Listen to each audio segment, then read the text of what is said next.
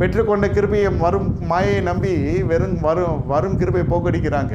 பெற்றுக்கொண்ட கிருபை இழந்து போயிடுறாங்க. ஏசா மாதிரி திருமணத்தில் இருந்துடுறாங்க இயேசுவை, பொருளாதாரத்தில் இருந்துடுறாங்க இயேசுவை, உலக இச்சைகள் அதில் ஃபுல்லாக வெளில வரல.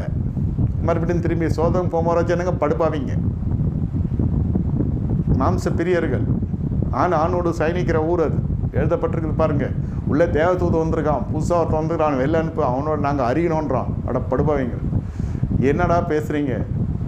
உள்ளே உன் வீட்டுக்குள்ளே 2 பேர் வந்திருக்கான் புதுசாக, அவனை வெளியில் அனுப்பு, நாங்கள் அவனை அறியணும்.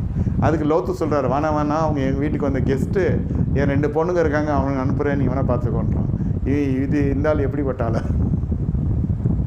இவன் எல்லாம் அதான் ஒழுங்காக அபிஷேகம் பண்ணப்பட்ட தலைமைத்துக்குள்ளே இருந்தால் வாயின் வார்த்தைகள்லாம் எப்படி இருக்கும்? கம்பீரமாக இருக்கும், பரிசுத்தமாக இருக்கும், விசுவாசம் தான்